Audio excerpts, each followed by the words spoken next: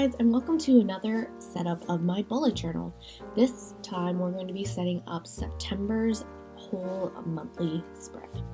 I'm just checking out the back test page to see what color of gold pens work well on my bullet journal, and we're going to be using a bunch of those.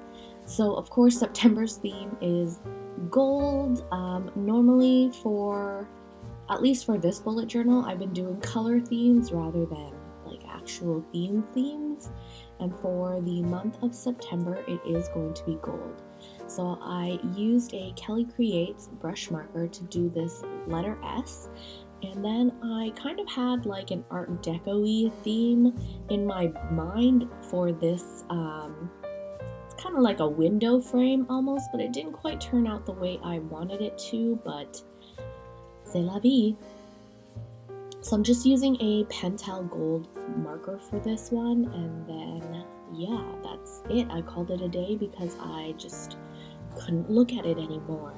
Oh dear. Next we're going to be setting up the monthly calendar. I've been really liking this simple single line calendar look, so that's literally all I've been using for the past, I want to say like almost this whole year so far. Every single calendar my bullet journal has pretty much looked like this. I think I strayed once or twice, but that's about it. I don't know what it is, but I think this like simple single line look it looks so amazing and easy, but still nice, like classy almost. Yeah, so I'm just using a Sakura Jelly Roll metallic in gold to do the lines on this, and then I'm going to pick up the Pentel gold marker. I'm going to use that to fill in the dates of the month. You'll notice that I do one page at a time. It's because I have to wait for the jelly roll to dry on the other page before I go in with the numbers, otherwise my hand will completely smear all the lines that we just put down. And then I also have to count each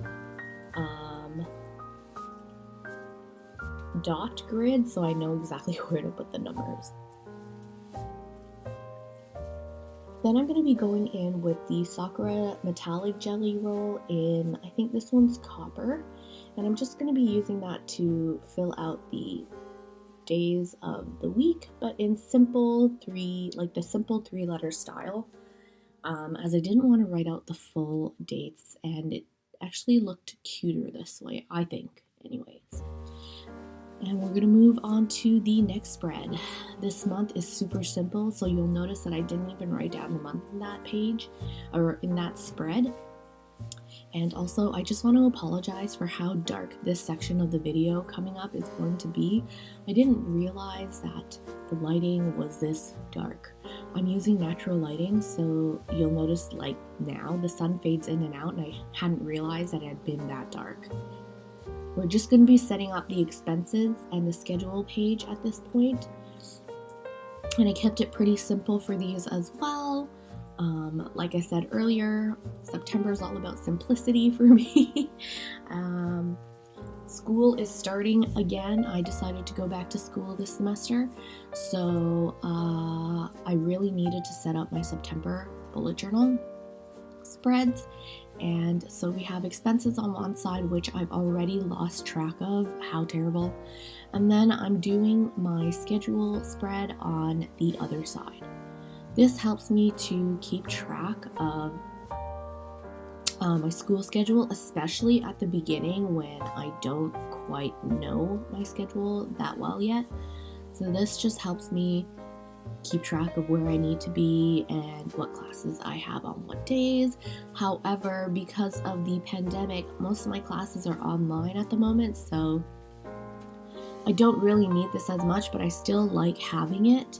I only have one class in class, and it's a lab, so it kind of has to be in class. I'm a little scared to go in, but yeah. And this is about where my battery dies, so you miss out on a little bit because now I'm on the next spread called Semester at a Glance. This is where I like to build my whole semester on one spread, and then I fill this out once I get all of the syllabuses from the courses that I'm in, and I fill it out with assignments or major projects or tests or exams that are due on specific days. This giant spread and overview helps me to keep track of all of my assignments and projects that need to be done so that I'm not falling behind or handing things in late, which sometimes I still do, let's be honest here. But this helps me to keep track of also when I need to start working on a project. Depending on how large the project is, I'll start 3 weeks ahead of time just so I have enough time to be able to finish everything. But yeah, I love this. This is a great organization tool for me and it works really well. So I do 13 lines for 13 weeks of school, and I believe I don't have a reading week at Centennial. They don't do a fall reading week, so it's odd for me because I've always had a fall reading week, and to not have one feels extremely strange, but hopefully I can muster through it without that extra break to de-stress from school. Hopefully it'll be okay. If not, I will have you guys to help me, I think. At least I hope so. But yeah, so I'm just filling out all these little lines, and you'll notice that I accidentally drew these vertical lines a little too long, so I do fix them later on.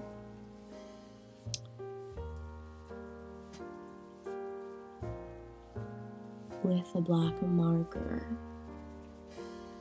And you'll notice I tip my book up a lot, but it's because the sun is so bright on my book that I can't see the dots on the page, so I have to tip it up to make sure that I'm drawing these lines right, and that they're not crooked because OCD me.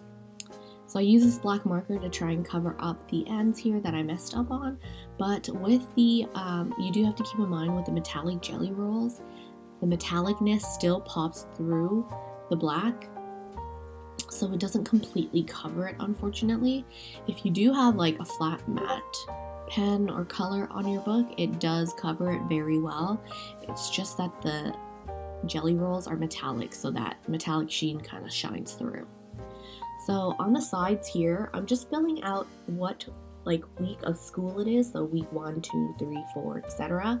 And then I go in and fill out what day and month it is, so I know where I'm starting at the beginning of each week. So for example, school starts on September 14th, so there's a little S14 above the number 1 to tell me that that Monday is September 14th, and it goes on all the way until December 7th, I think, is the last week of school. Next, I'm using the Sakura soufflés to color code my classes for this semester. So you'll notice that on the side, I'm writing out the course code. I write out the name of the course, so community, pharmacy, computers. And then I also left a line to fill out the professor for each class. And then once I get those syllabus from each class, I will use these Sakura jelly rolls to fill out all the projects that are due throughout this whole semester. And then that way I know which color coordinates with which class. But yeah, this is what I do to help me stay on top of my coursework because I'm absolutely terrible at keeping on top of it. I'm a bad procrastinator, and I know myself, so I know that this works for me.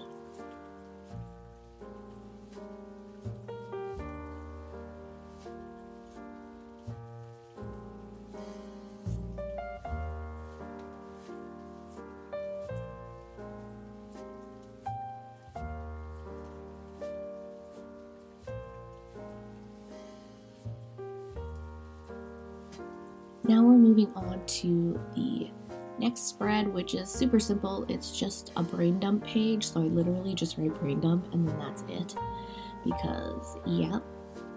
And then we're moving on to the first weekly spread. So I started out doing the weekly spreads on the 14th, like the week of the 14th, because the first 2 weeks of September I'm not really doing anything but work anyways. So I don't really have much to write down, and these weekly spreads are more for me to organize the things that I need to do for school each week so that I can stay on top of my coursework. So I do start the first weekly setup on September the 13th, which is the Sunday, because for me, weeks start Sunday to Saturday, and no one will tell me otherwise. Anyways, yeah, so I use both the gold and the copper jelly rolls to create these dividing sections. The little section is for notes or to-dos, so I use that to write down a list of all of the things that I need to do for every single course. So like if I need to finish a module, or I need to do this reading or that reading, I'll write it all down as a list and check it off as I go. And then I also use it as a list for things that I need to do for the next week, just in case I'm able to start early so I can check off a few things and then I won't have to do it for the next week. So yeah, I really enjoy lists. They actually really help me to get things done. So I find this is very helpful. Then I fill out the top section, which is literally just a mini calendar so I know which week we're in. And then we're going to divide out the sections for each day of the week. I wish I had a bigger bullet journal like Elizabeth from Plant-Based Bride, because then these sections would be a lot bigger, just because I feel sometimes having only 1, 2, 3, 4 spaces for each day isn't enough, especially when I have a lot of work to do. But what can you do? I gotta finish all of the A5 notebooks that I have, which is like 20. So yeah, I'm stuck with this for a while. But anyways, that's it. We're going to be doing a flip through now because I didn't want to show you the same setup for that next week after it. So yeah, I hope you guys enjoyed this video. I know it was a very, very simple setup, but with everything going on right now at work, and I'm just so tired that my brain is exhausted, and this is all I could think of. So I hope you guys liked it, even though it was very simple and there's pretty much no decorations. And yeah, I will see you guys in my next video. See you later. Bye.